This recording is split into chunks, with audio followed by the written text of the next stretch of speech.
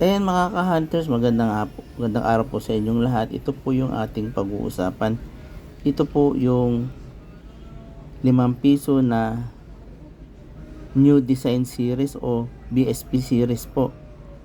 Ayan, ito po yung may composition na copper, nickel. Kaya po ganyan yan, gold.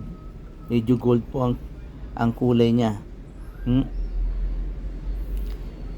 Ibibigay ko po sa inyo kung magkano nga ba ito dapat mabili sa inyo kung sakasakali pong makakuha po kayo sa sirkulasyon. Iyan po ang condition mga ka-hunters. Yan. Tingnan nyo, napakaganda po. Makikita nyo yung scallop ring po. Kita nyo po yung mint mark. Ayan. Kung pwede natin yan, medyo focus. Yan, mint mark.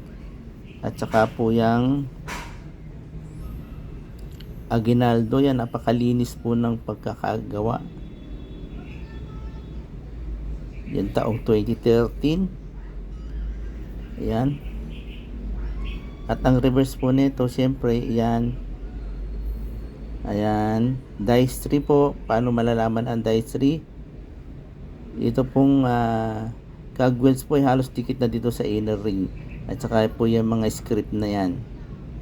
Bold letter po yung 1993. Scallop ring po. Tingnan nyo, maayos pa. Ito po ay nasa kondisyon ng almost uncirculated.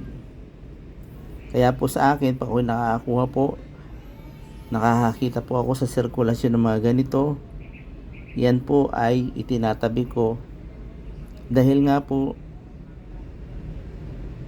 in the future, wala na rin po kayo makikita ganito.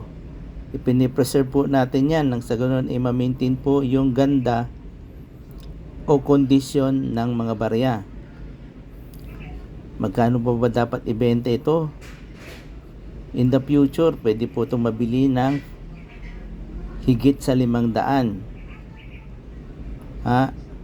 Kaya po yan, bumili po ako ng mga capsule. Yan, mga kapsulang plastic. Nabibili po ito sa mga Shopee or Lazada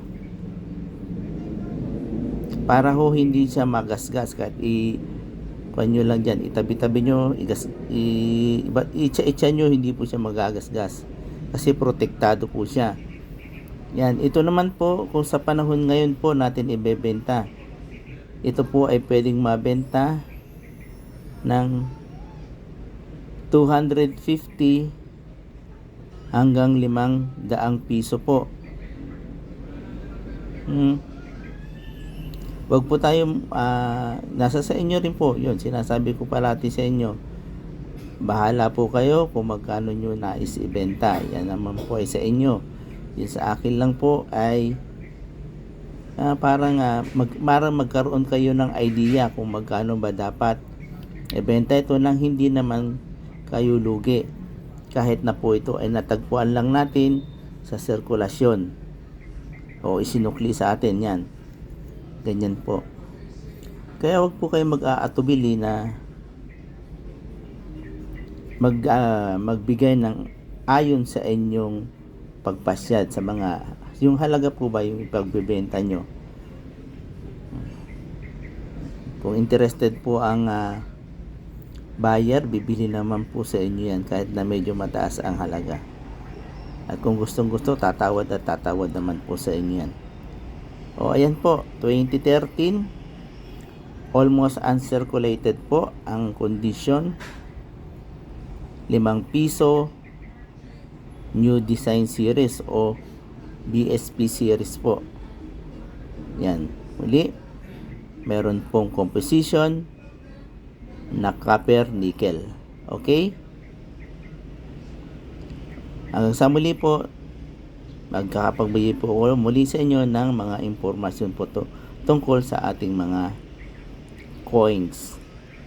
Bye-bye po. Ingat po tayong lahat. God bless po.